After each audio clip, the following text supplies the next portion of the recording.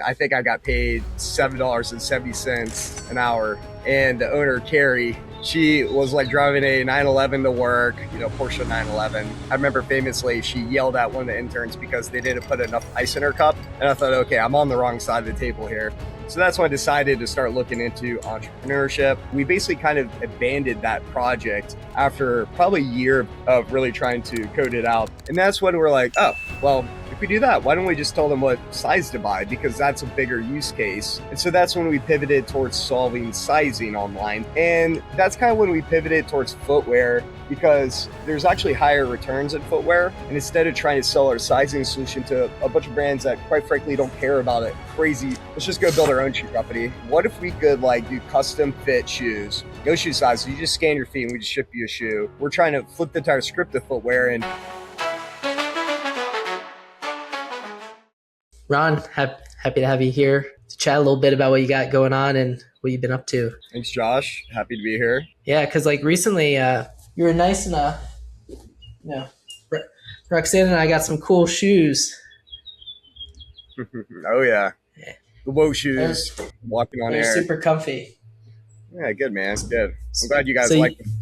Yeah, so you recently launched this shoe brand, but prior to that, I remember you got your MBA in marketing, and then you left Florida State, you joined a company or something, and then you were just kind of I could do this, or something along those lines, and that's what launched your entrepreneurial journey a little bit. Yeah. I really got my entrepreneurial journey started in college at Florida State. I think it was my senior year, my super senior year, when I was getting my master's in marketing or whatnot. And I was a part of the Zimmerman agency. It was a PR agency in Tallahassee. And I think I got paid $7.70 an hour. And the owner, Carrie, she was driving a 911 to work, Porsche 911, and I remember famously she yelled at one of the interns because they didn't put enough ice in her cup. And I thought, okay, I'm on the wrong side of the table here. So that's when I decided to start looking into entrepreneurship. I had a friend that, kind of coached me a little bit on how to start a business. He gave me really good advice. When I asked him how to start a business, he said, I don't know, Google it. And so I did. I Googled it, and then I bought a couple books. And then I started a marketing agency out of college called Gray Umbrella Marketing. And we were just doing anything for everyone. We were making websites for dog sitting businesses. We would try to pitch banks. We did marketing for alternative credit scoring companies, a lot of random stuff like that. And then I kind of found my focus and niche in e-commerce and SEO because it was very transparent in how much, returns we're able to get a, customer, we're able to see here's X amount they paid us and here's X amount that they're getting in money, So I was just gravitated towards e-commerce. And then, we scaled that business to, about 120 people. I merged it with another company called Fiduciary in 2015. And that was based in Charleston. And then we kind of scaled it over the course of 6 years together. We grew it to about 130 people. And then we're acquired in 2021 by W Promote. Yeah, so that's kind of the genesis. I've always been around e-commerce, always really liked, companies selling products online. I've always just bought online too. I don't shop in store. I think it's weird. My wife likes to shop in store because you get so limited, products you can buy because there's only so much inventory they can hold at a location and so many fewer, shoe options, so many different apparel options. And it never really made a whole lot of sense to me why you would buy in store versus online. So yeah, always been passionate about online, passionate about marketing online. And then, our business was acquired in 2021 and I was thinking what's next for my life. I had an Oculus on my head one day and I thought, man, why can't people try on clothes before they buy using Oculus? And so I went down a really long rabbit hole on, how do you do virtual try on? How can you try on dresses on Oculus and all these different devices? And, basically hired a couple developers I found online on Upwork. And we just started coding out virtual try on. We started the company called Realift and we started trying to make virtual try on solutions. This was early 2022. And we ran into a huge challenge where we couldn't put a 3D model on a 2D image of a person. So all pictures are flat. This is flat, obviously. But we were taking a 3D model that's 3D and we're trying to apply it to a 2D image. And it just didn't work. And, we basically kind of abandoned that project after probably a year of really trying to code it out. And then we were trying to figure out how to do virtual try on. And we were like, well, if we knew the measurements of a person, we could extrapolate the 3D model onto the 2D image. We knew the measurements of them. And that's when we're like, oh, well, if we do that, why don't we just tell them what size to buy? Because that's a bigger use case. And so that's when we pivoted towards solving sizing online. So, if you're buying a dress online, you don't know if you need the small or medium. We had an app and you would spin in your mobile phone and it would measure your body and tell you what dress size to buy. So really helpful for you, Josh, if you ever need to buy dresses. And that could always use a good dress. Yeah, that was a fun little ride we had. We probably spent a year developing and pitching and go to market, probably about a year and a half. Like the sizing application, we actually won the Levi Strauss's hackathon to solve sizing and fit. We got flown to San Francisco. Levi's paid for all of our flights, all of our hotel rooms for our team of 8. We all got to go to Levi's HQ. They took us on a tour throughout all their buildings. They had us go to the very top of the building, and we got to pitch their entire executive team our solution, the real size solution. The problem is it didn't really work. It was kind of like worked half the time. I was really nervous about it, and we had to pitch their entire C-suite. So I met like Chip Berg at the time. He was their CEO, their COO, CFO, kind of you name it. Everyone was there. And we got 20 minutes to pitch our solution. They liked it, but their problem was, we just don't really care about returns. Like they're like, it doesn't really cost us a lot of money and it's annoying for the consumer, but we really don't really care. We don't really sell a lot online. And I thought that was interesting that these consumer companies just honestly don't care, like they're like, it's not our problem, and that's kind of when we pivoted towards footwear because there's actually higher returns in footwear. And the problem is bigger because the shoes weigh more than a shirt. So like a jean, like it doesn't really cost so much to ship back and forth. But like a pair of shoes, especially like a work boot, that costs a lot of money to go back and forth between locations. So we decided to go into footwear, and then we did a sizing solution, and we have a really cool app that basically scans both your feet with a card in the middle, and it'll tell you how big your foot is. And then we license that technology to other shoe brands and help them sell more shoes online. It's worked well, but what we found there is also none of these brands care about returns. They don't care about you returning a product or not. In fact, they're kind of now getting more to the level of making everyone pay for the returns. And because of online acquisition costs with like Meta and Google, they don't really want to sell online anymore. They'd rather just sell wholesale. They want you to go to a physical retail store. They'd rather give away half their margin. So a little bit about the shoe business. Say like New Balance, they sell a $150 sneaker. They pay some Chinese factory to make basically 100,000 of them for $22. Like they're just cheapo shoes, I'm gonna look just cheap foam, cheap everything, cheap insole. And so you're basically paying like really $127 of just erroneous stuff. You're paying for $150, for a $20 shoe. And so, I just thought that was interesting. And New Balance was basically like, we'd rather sell it to wholesale for $70 and try to sell it online for $150 and deal with returns and deal with acquisition costs. So we learned a lot of that, and that was interesting. And I really thought that footwear was kind of stuck. Like it just seemed like a business model where they couldn't really sell online because the sizing issues were really tough, and consumers, didn't want to buy online either, and they didn't want to sell online. And I thought there was a huge opportunity to kind of bridge the gap between online and physical retail store. And that's when we decided to kind of pivot. And instead of trying to sell our sizing solution to a bunch of brands that, quite frankly, don't care about a crazy bad problem, let's just go build our own shoe company. And that's where we came out with Walking on Air. We started engineering it, April last year. And, really my kind of thought was like, what if we could like do custom fit shoes, no shoe sizes. You just scan your feet and we just ship you a shoe. And we did it in like 2 days, So that's kind of like our North Star in Genesis. And instead of having shoes that sit in a warehouse, like a lot of times like New Balance and Brooks and these other brands, they'll buy shoes and they'll start engineering a year and a half before it gets delivered to your doorstep. So it gets designed, engineered, manufactured, sits in a warehouse. And then probably by that time, it's already been shipped to 2 other people's houses that have worn it, didn't like it, shipped it back to Brooks, and then it goes to you,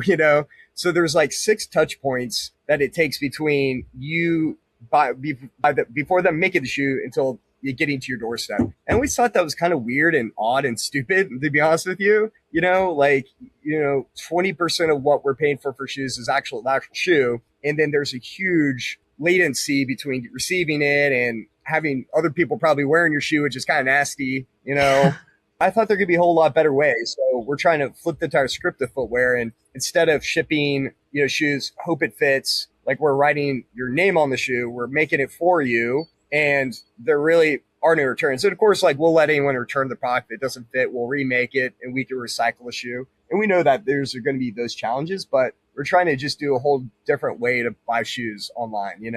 And so it's been super exciting so far. We just started advertising a month and a half ago. Josh was one of our first wear testers, and we've been making improvements to it. And eventually we want to start building tennis shoes and more just kind of everyday lifestyle shoes outside of just leather goods.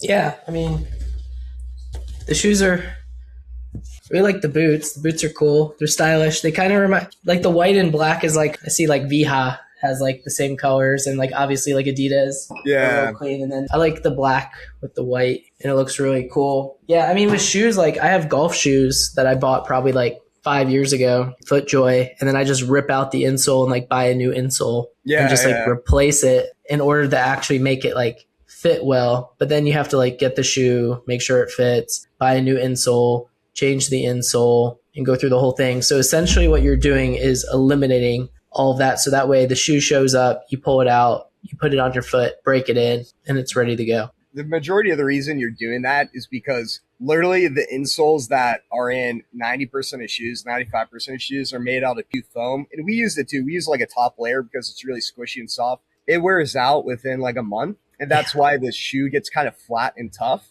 because the PU foam gets worn out. The PU foam costs like 80 cents. It's like the cheapest part of a shoe, honestly, and the insole is generally pretty cheap. We use cork and leather also in our insole, which costs a lot of money. So our insoles cost like 7 or 8 times, higher price than a PU foam insole is, but yeah, it's super interesting. It's funny, like it's the minor improvements can be made just for marginal amount of money, in footwear. Yeah. Cause they like make shoes expensive enough where there's huge margins, but not so expensive where someone's not going to go buy like a new pair every X amount of months, versus like back in the day, you had like one nice pair of shoes and those shoes had to last. That's why like you go through an airport and you see all these empty like shoe shine booths that people used to go to when they had like the really nice shoes that would last like 20, 30 years. Yeah. Exactly. So with the walking on air shoes, like how much of a difference are they in like the quality, the comfort, how much long they last versus like someone going to buy like $100 Nikes that the insoles are going to wear out within a month?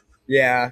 I mean, the Nike shoes, it probably cost them probably about like with their scale, like $23, $25, maybe $30 for their more expensive ones. Landed to someone's doorstep, it cost us $97 all in, with all of our stuff in there, like from freight, shipping, everything. So Nike's probably about like 50, 45, $50, I'd say, to someone's doorstep, So we're kind of like more like, basically what we did is we kind of made like a $350 dress shoe, designer dress shoe for like $185, because we cut out so much of the erroneous stuff in there, such as, basically like a physical retail store, a retailer, we're basically using the nicest leather. We're using cork insoles that Birkenstock is pretty famous for. Use the nylon shanks. We basically just use the best materials we possibly could of footwear because we have no real cost outside of basically acquiring a customer and then making a shoe, and eventually like, we're going to have to get our costs down with scale and like, grow up and, probably pay someone some money to like run the company,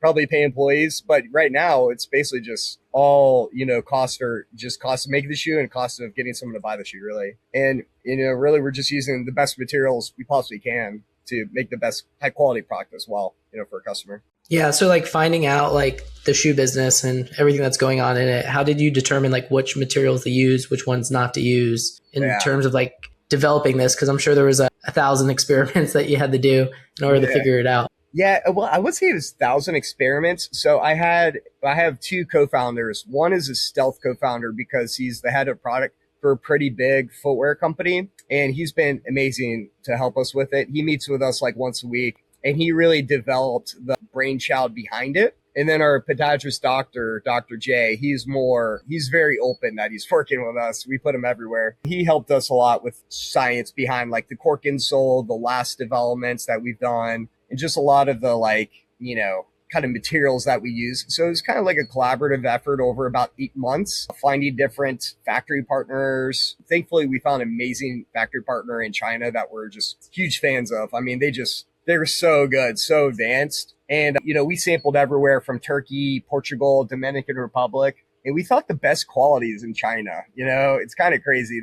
They're just the most attention to detail. They have the best equipment. They have the best, I would say just factories that we've seen from advancement capabilities. And we've been really impressed and happy with them. And they've really helped us a lot in developing it too. And also fit testing too. It's been a really kind of joy to work with them. So yeah, a lot of just kind of talking development, sending samples back and forth from to here. And then we had a really good team with a lot of experience that helped us build it from the ground up. Yeah. I mean, I've gone on Alibaba and I've had like no issues with like anything that I've gotten from there. And it's like crazy how nice they are. They're like, hey, like, what do you need? Or like, you'll say something to them to be like, hey, like, you should do it this way because this way won't work. And they just like know what they're doing, which really shows like how far behind other places are in terms of manufacturing. Cause I know like Mexico's gotten pretty big at manufacturing too. Yeah. There's definitely a lot of interesting places. Obviously, with the shoe industry having tariffs, in place, that made everyone kind of flee China. So China's very open to,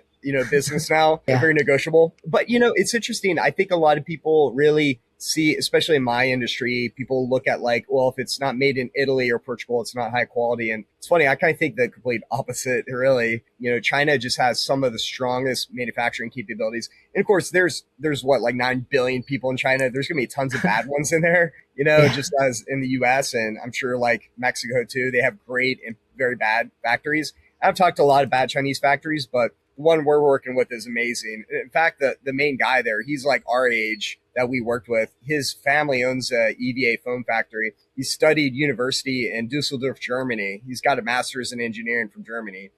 So it's a whole different level of manufacturing capabilities there, which is really interesting, but it's really hard to find the right factories, and Alibaba's definitely very good for that, Yeah, it's cool. I'm working on like some golf gloves. Oh, cool. From there. Yeah, like making sure you find like, cause like golf gloves are super expensive. It's like $30 for a golf glove or whatever. I'm like, can I go on Alibaba and find the same glove? Probably. Yeah. Well, I think, I mean, you look at Amazon and Temu and these other sites, like a lot of them are getting pretty okay to good quality products for like a fifth of the cost, because, American company will go develop and design it. And then the Chinese company goes and does the same thing and just sells it online, Yeah. And I mean, that's like with your shoe though, it so custom, that's not like a concern of yours because of all the tech that you have to have with like, I pulled out my phone, you put the card between your feet and you have to like get it right there and it like scans your foot. When it's going through like that scan process, like what is it looking at with your foot that that's a good question. Makes it that custom fit that you can't get like at a retailer? And just to build on that too, even if our factory wanted to go sell our shoe online, it would probably be the same price. There's no real savings. We're not making any money on the shoes anyways. So there's not really anything for them to, circumvent us or anything like that. Yeah. So our scan technology, we spent like 2.5 years developing it.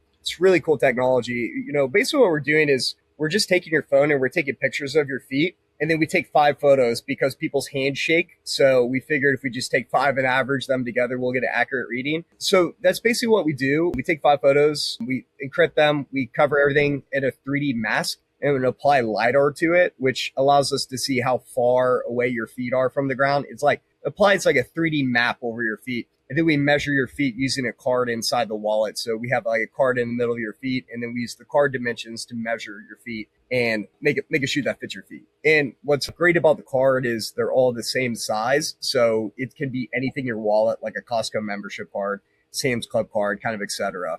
So it's been a really easy way for us to get someone's measurements. Yeah, that's how they discovered where like Osama bin Laden was hiding, based off like the size of his shadow. Because they're like doing surveillance. Do you ever see like that documentary? Yeah, Zero Dark 30. Well, not the documentary, but yeah, I know what you mean. Yeah, the movie and the documentary. They called him like the Walker, and they measured his shadow like based off like his estimated height. And they're like, yeah, it's pretty close. It's crazy. Yeah, I mean, we've got an amazing machine learning team here, and I feel like that's like just the future of technology. You need like some data moat. You need some really competitive advantage, and machine learning is very interesting, but very challenging too. It's very hard to find good machine learning experts and data engineers for sure. Yeah. So you were originally in marketing, helping with websites and things like that. Now you're like in shoes. What is like the biggest overlap, even though they're in like 2 different industries, that you would comment on in terms of like building this versus building what you previously did? Yeah, I think the biggest, I mean, they're very similar. Like shoes is shoes are super subjective. It's whether you like it or not. There's no like right or wrong answer. I could like slippers. I could like this. So it's all kind of relative, you know? I feel like my job